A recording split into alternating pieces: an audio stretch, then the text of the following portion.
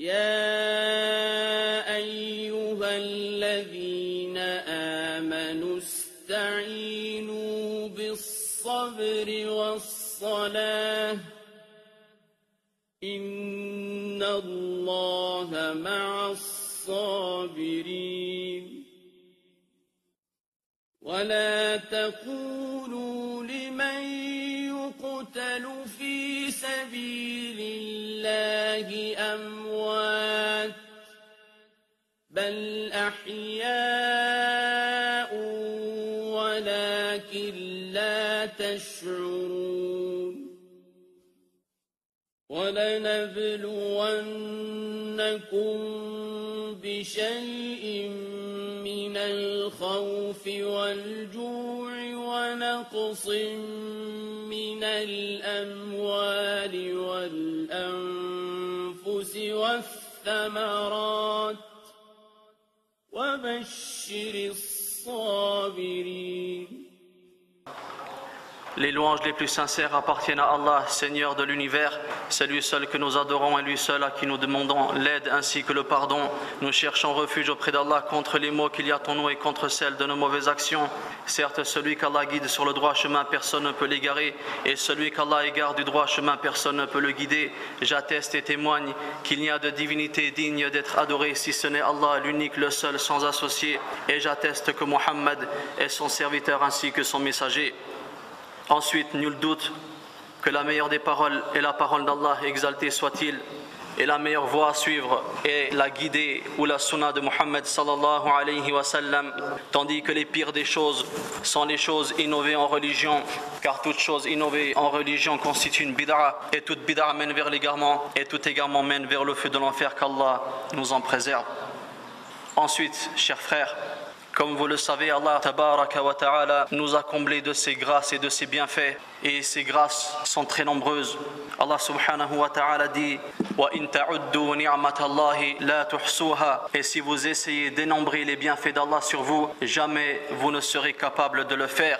Innal insana la zalumun kafar, mais certes l'homme est très injuste et très ingrat. Ainsi Allah Azza wa Jal attribue l'ingratitude ainsi que l'injustice à la majorité des hommes. Pourquoi cela? Parce qu'Allah subhanahu wa ta'ala les comble de ses bienfaits, les comble de ses grâces, et ils sont que peu reconnaissants. Et nul doute que le plus grand bienfait qu'Allah subhanahu wa ta'ala nous a accordé en ce bas monde est le bienfait de nous avoir guidés à cette magnifique religion qui est l'islam. Il a fait de nous parmi ses serviteurs. Cet islam par lequel Allah subhanahu wa ta'ala nous a fait sortir de l'obscurité vers la lumière, de l'obscurité de la mécréance vers la lumière de la foi, de l'obscurité de l'égarement vers la lumière de la sunna, de l'obscurité de l'injustice vers la lumière de la justice, de l'obscurité du shirk, du polythéisme vers la lumière du tawhid, de l'unicité. Donc il va de soi que le croyant prenne le soin de préserver ce trésor, de préserver ce grand bienfait, de préserver cette grâce immense qui lui vient de la part de son Seigneur. Mais tout d'abord, le croyant doit apprendre les fondements de sa religion. Et ensuite, il doit apprendre ce qui lui permettra de préserver ces fondements-là, de préserver sa foi et de préserver cette grâce d'Allah subhanahu wa ta'ala. C'est pourquoi chaque croyant doit savoir que sa religion, l'islam, tient essentiellement sur deux éléments. Premièrement, ilmun bil haqq, une science véridique, et deuxièmement, al-amalu bih, les œuvres qui en découlent. Donc on a dit premièrement, ilmun bil haqq, une science véridique, et ensuite les œuvres qui en découlent. Ainsi, sans science véridique et sans œuvres, il n'y a pas de din, il n'y a pas d'islam, il n'y a pas de religion. Et pour accéder à cette science véridique et pour accéder à ces bonnes œuvres, il faudra faire preuve de quelque chose de très important et qui sera aussi le terme de notre conférence aujourd'hui, bi'idhnillahi ta'ala, à savoir la patience dans le sentier ou dans le rappel d'Allah tabaraka wa ta'ala. Ainsi, celui qui ne semble pas de patience, le moins qu'on puisse dire à son sujet, c'est qu'il sera instable dans sa religion. Il ne sera pas capable de préserver cette grâce énorme qui lui vient de la part d'Allah subhanahu wa ta'ala. Par contre, celui qui est endurant, Il préservera ce qu'il possède de plus cher dans ce bas monde, et qui est sa foi, qui est ce din. C'est pourquoi Allah tabaraka wa ta'ala nous invite à faire preuve de patience. Il dit tabaraka wa ta'ala: Ya ayyuhalladhina amanu ista'inu bis-sabri was-salat inna Allaha ma'as-sabirin. Ô vous les croyants, cherchez refuge auprès d'Allah par l'endurance et la prière, car Allah est avec ceux qui endurent. Et l'imam, le grand exégète du Coran, Ibn Kathir rahimahullah ta'ala, dit au sujet de ce verset: Bayyana ta'ala anna ajwada ma yusta'anu bihi ala tahammul al-masa'ib as-sabru was-salat. Donc, ce grand imam dit, Allah le Très-Haut nous informe que le meilleur refuge que peut trouver le serviteur d'Allah face aux épreuves de ce bas monde, face aux problèmes de ce bas monde, c'est l'endurance ainsi que la prière. Chers frères en islam, Allah exalté soit-il a mentionné la patience dans beaucoup de passages de son livre, et il lui a attribué énormément de bienfaits ainsi que de hauts degrés, et il en a fait parmi les bénéfices et parmi les fruits que l'on retire de cette patience et de cette endurance dans le sentier d'Allah. Allah tabaraka wa ta'ala dit: Wasta'inu bis-sabri was-salat. Cherchez donc secours dans l'endurance ainsi que dans la prière. Wa innaha lakabiratun illa 'ala al-khashi'in. Et cela peut paraître très difficile, très dur, mais Allah Azza wa Jalla nous informe que cela est difficile, mais sauf pour ceux qui sont humbles, sauf pour ceux qui sont pieux vis-à-vis de leur Seigneur Allah subhanahu wa ta'ala. Et comme la prière est le pilier même de l'islam, et comme la prière est le pilier sur lequel tient notre religion, il va de soi que tout ce qui s'y rattache a une importance capitale. Et ici donc la patience. Les fruits et les vertus de la patience dans le sentier d'Allah subhanahu wa ta'ala, comme on l'a cité, sont nombreux. Et parmi celles-ci est le fait qu'Allah subhanahu wa ta'ala a fait de la souveraineté un héritage de la patience et de la certitude. Un héritage de quoi? Un héritage de la patience et de la certitude. Allah subhanahu wa ta'ala dit: وَجَعَلْنَا مِنْهُمْ أَئِمَّةً يَهْدُونَ بِأَمْرِنَا لَمَّا صَبَرُوا وَكَانُوا بِآيَاتِنَا يُوقِنُونَ. Et nous avons fait parmi eux des dirigeants qui guidaient les gens vers le bien par notre ordre. Mais quand ça? À partir de quel moment? Lamma sabaru. Lamma sabaru. Lorsqu'ils ont enduré. Lorsqu'ils ont enduré, Allah Azza wa Jalla a fait parmi eux des dirigeants qui ont guidé vers le bien. Wa kanu bi ayatina yuqinun. Et lorsqu'ils croyaient en nos versets avec certitude. Et par rapport donc à cette parole d'Allah tabaraka wa ta'ala, le Cheikh Abdurrahman As-Sa'di rahimahullah ta'ala a dit dans le tafsir de la parole ou de la partie: وَجَعَلْنَا مِنْهُمْ أَئِمَّةً. Et nous avons fait parmi eux des dirigeants, ay ulama'un bishar, ulama'un bishar, c'est-à-dire nous avons fait parmi eux des dirigeants, c'est-à-dire des savants de l'islam, des savants de la législation de la religion de Dieu. Et le cheikh de dire: هؤلاء أرفع الدرجات بعد درجة النبوة والرسالة وهي درجة الصديقين وإنما نالوا هذه الدرجة العالية بالصبر على التعلم والتعليم والدعوة إليه والصبر على الأذى في سبيله. Donc le cheikh de nous dire cela, donc les savants de l'islam sont le degré le plus élevé parmi les hommes. Ils possèdent le degré le plus élevé d'entre les hommes, bien sûr après le degré de la prophétie. Et ce degré qu'ils ont atteint, c'est le degré des as-siddiqin, le degré des sincères. Et ils ont obtenu cette immense grâce d'Allah subhanahu wa ta'ala en patientant dans l'apprentissage, dans l'enseignement, dans le fait d'appeler les autres à la religion d'Allah tabaraka wa ta'ala, et en patientant face aux difficultés qu'ils ont rencontrées sur ce chemin, qu'ils ont rencontrées donc sur cette voie-là. Aussi mes frères, parmi les arguments qui prouvent l'importance et les vertus de la patience en islam, il y a le fait qu'Allah Ta'ala a ordonné cela à son prophète Muhammad sallallahu alayhi wa sallam dès les premiers instants de la révélation. Allah Ta'ala lui a dit: Ya ayyuhal muddathir, ô toi le revêtu d'un manteau, ô toi Muhammad le revêtu d'un manteau, kum fa'anzir, lève-toi et avertis, lève-toi et appelle les gens à la religion d'Allah, wa rabbaka fakabbir, et de ton Seigneur célèbre la grandeur, wa thiyabaka fatahhir, et tes vêtements purifie-les. Et certains parmi les exégètes ont dit que ce qui est voulu donc par ce verset, c'est purifie-toi du shirk, purifie-toi du polythéisme. وَالرُّجْزَ فَهْجُرْ, et de tout péché écarte-toi, écarte-toi de toute saleté, écarte-toi de tout ce qui met en colère Allah Ta'ala. وَلَا تَمْنُنْ تَسْتَكْثِرْ, et ne donne pas dans le but de recevoir davantage ou de recevoir plus. Et après toutes ces recommandations-là, qu'est-ce qu'Allah subhanahu wa ta'ala dit à son messager, à son prophète, à son serviteur? Il lui dit وَلِرَبِّكَ فَاصْبِرْ, et pour ton Seigneur endure, et pour ton Seigneur patiente. D'une part, on comprend par ce verset l'importance de la patience en islam. Mais patienter pour qui? Patienter pourquoi? Pour qui est-ce que le croyant doit faire preuve de patience? Allah subhanahu wa ta'ala de nous dire وَلِرَبِّكَ فَاصْبِرْ, c'est pour ton Seigneur Allah, c'est pour lui que tu dois apprendre à faire preuve de patience. Donc le croyant doit être sincère dans son endurance. Il ne doit pas viser par cela un gain de ce bas monde, et ni pour qu'on dise de lui sabourun, masha'Allah, comme il est endurant, mais il doit faire cela uniquement dans le but de plaire à Allah subhanahu wa ta'ala.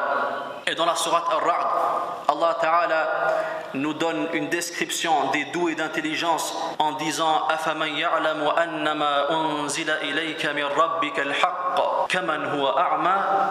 Allah Ta'ala dit, est-ce que celui qui sait que ce qui t'a été révélé à toi, ô Mohammed, est la vérité, est semblable à celui qui est aveugle, à celui qui ne voit pas la vérité? إِنَّمَا يَتَذَكَّرُ أُولُو الْأَلْبَابِ, en vérité seuls les gens doués d'intelligence se souviennent, et seuls les gens doués de raison donc réfléchissent.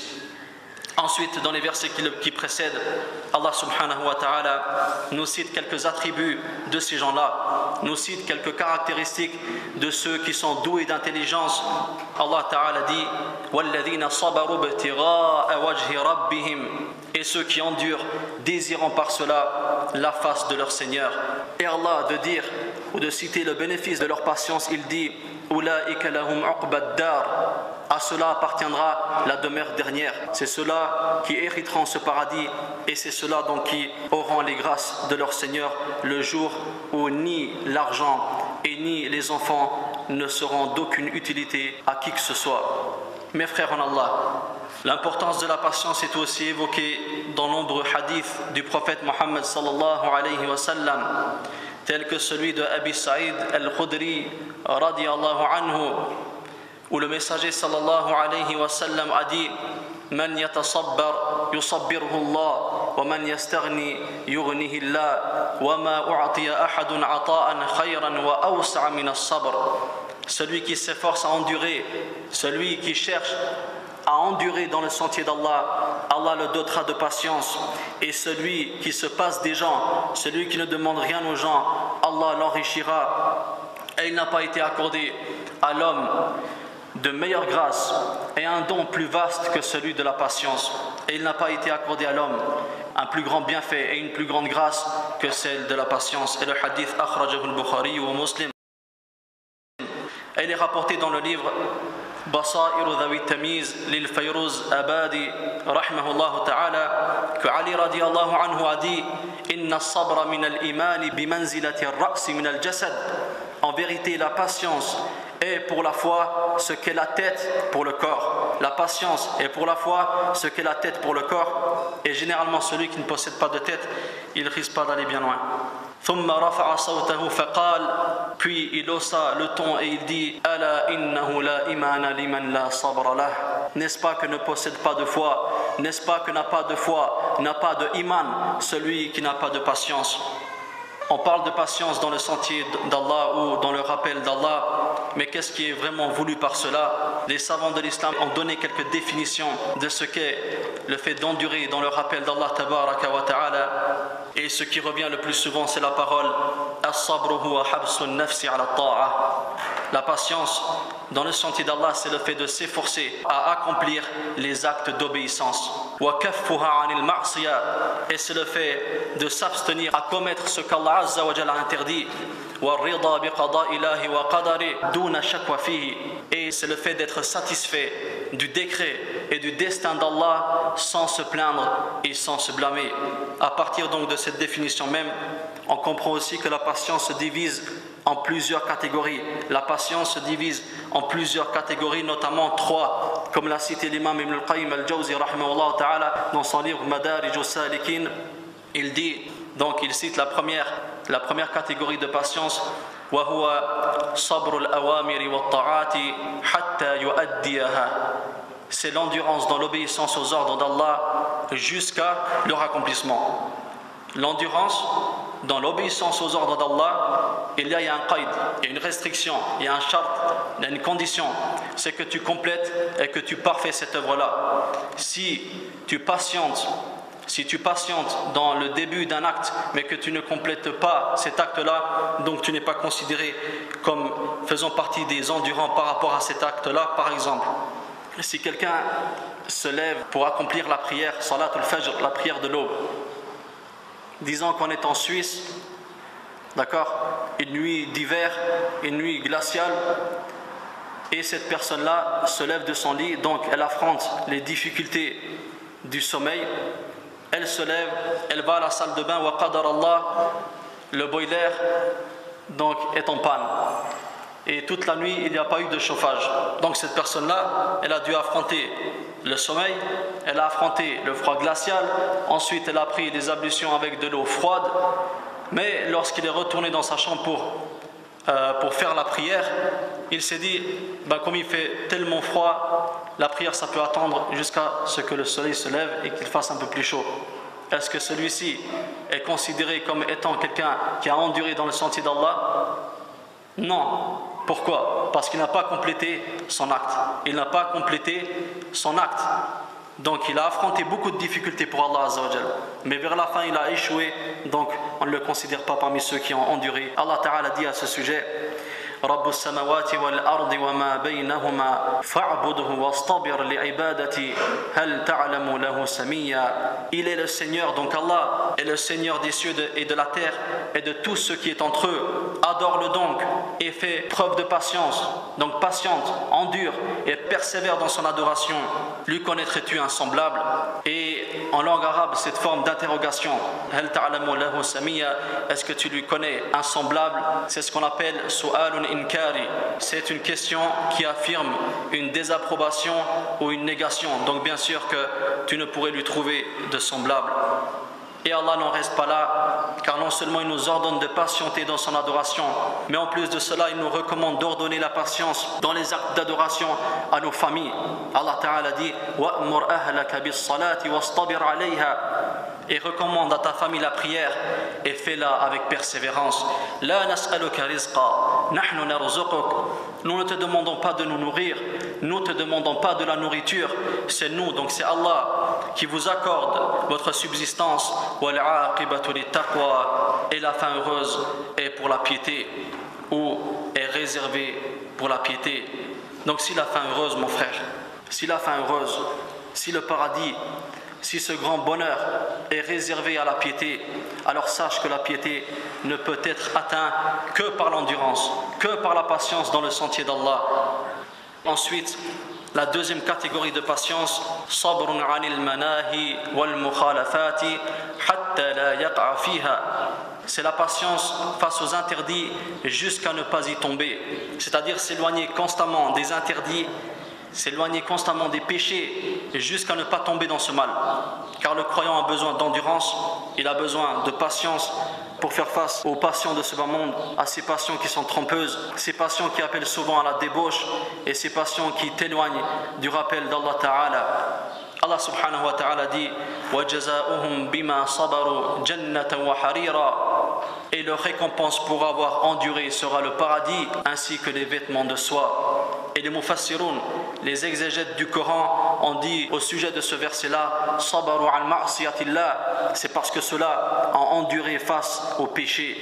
Et comme chacun le sait, il n'est pas toujours facile de faire face ou de faire preuve de patience face à un interdit, car l'être humain de nature penche vers les passions, il penche vers les péchés. Allah Ta'ala dit inna nafsa la amaratun bisu, certes l'âme penche de par sa nature vers les passions. Et dans un hadith qui est rapporté par l'imam Muslim, d'après Abi Malik al-Ash'ari, radiyallahu anhu, le messager sallallahu alayhi wa sallam a dit « Wa-sabru diya » et l'endurance est une clarté, l'endurance est une lumière.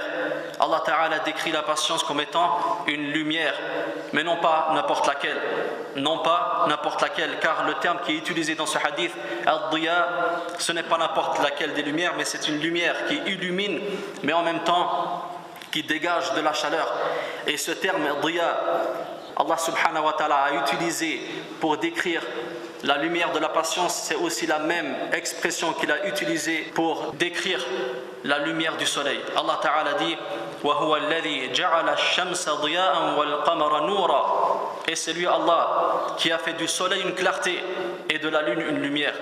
Donc il y a quand même une différence entre la lumière du soleil et la lumière de la lune.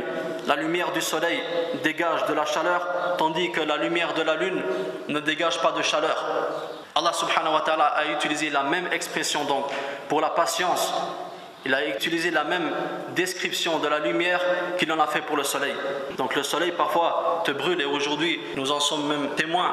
C'est pareil donc pour la patience dans la voie d'Allah. Elle éclaire ta vie, mais en même temps elle est ta mère et elle te brûle.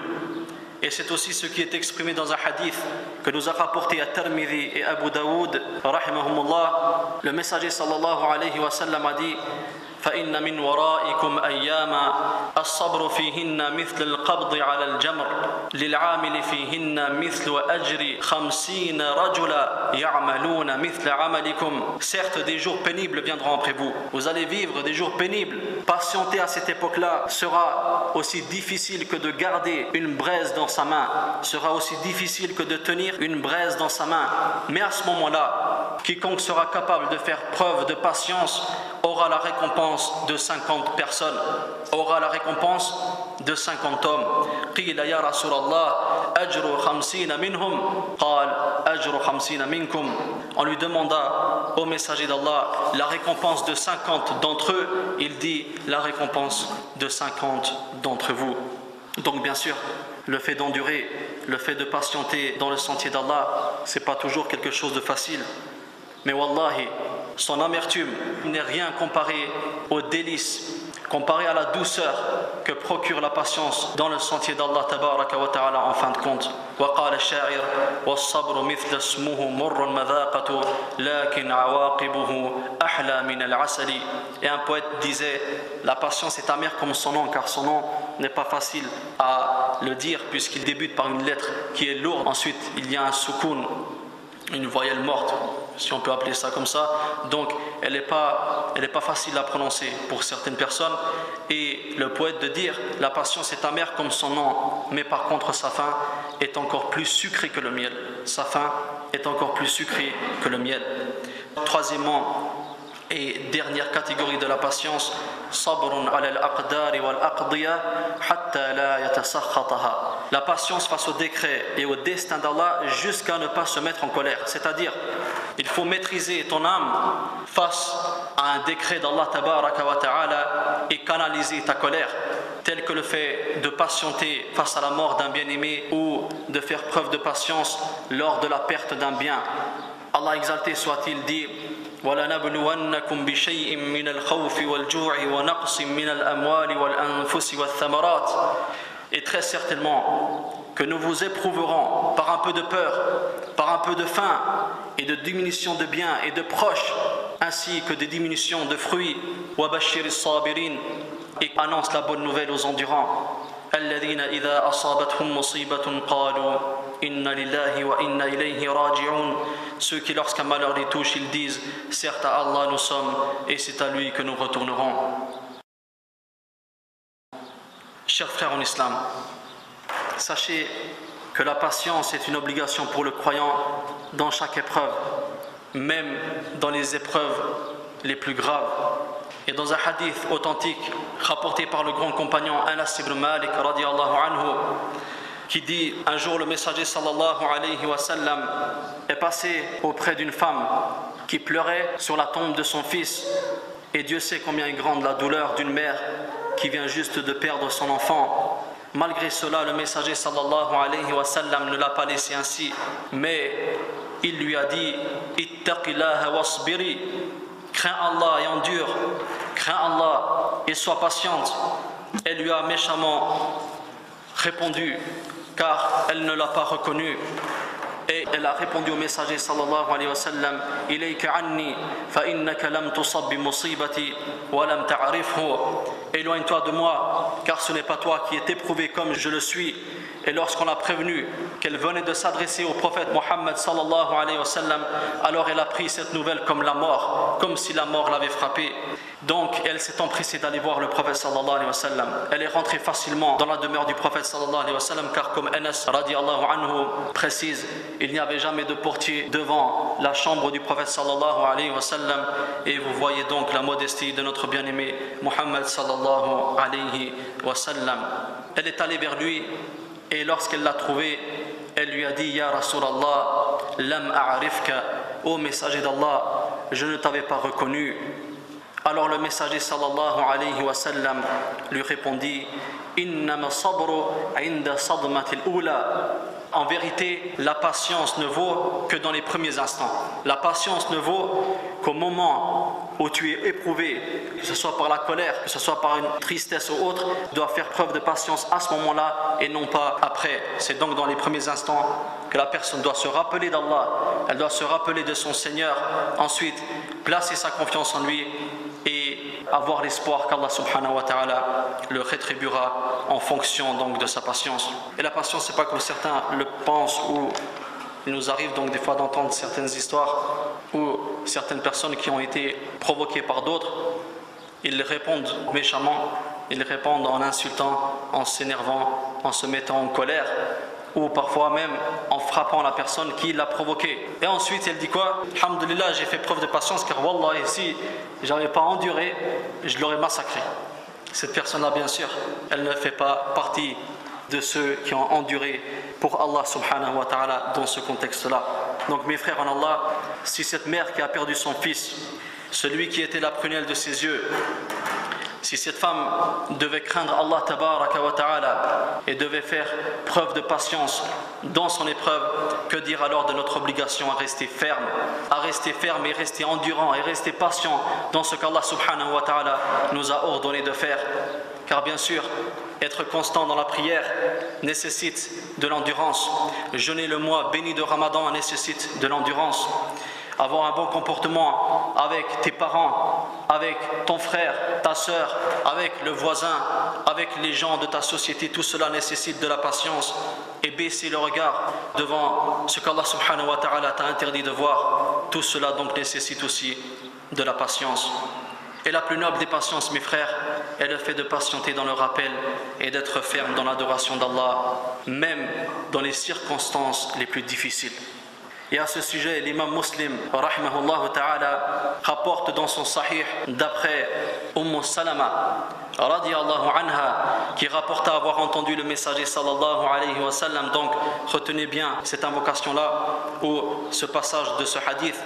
ما من مسلم تصيبه مصيبة فيقول ما أمره الله إن لله وإنا إليه راجعون اللهم أجرني في مصيبتي وأخلف لي خيرا منها إلا أخلف الله له خيرا منها. Donc il n'y a pas de croyant qui ne soit éprouvé et que celui-ci dise ce qu'Allah a décrété est arrivé, nous sommes à Allah et c'est à lui que nous retournerons. Ô mon Seigneur, accorde-moi une rétribution dans mon malheur et remplace-le-moi par quelque chose de meilleur, donc que ce que cette personne vient de perdre.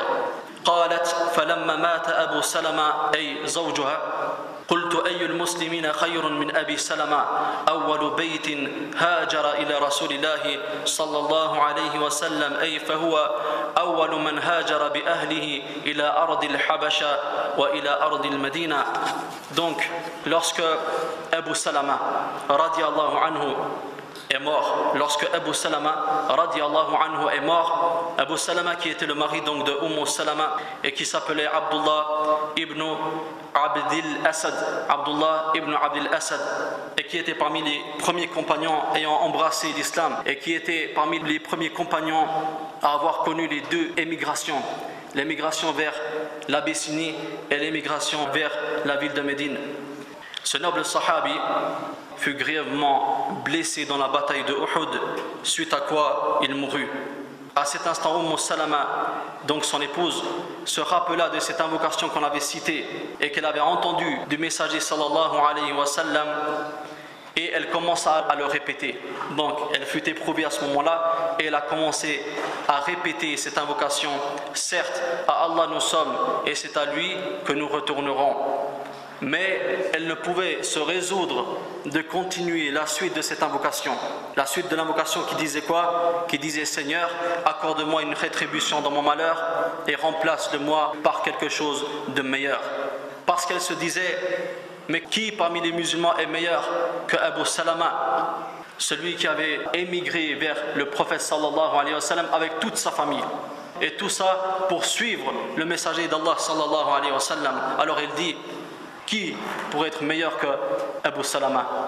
Malgré cette épreuve, elle plaça donc sa confiance en Allah et continue à la suite de cette invocation qu'elle avait jadis entendue du messager sallallahu alayhi wa sallam.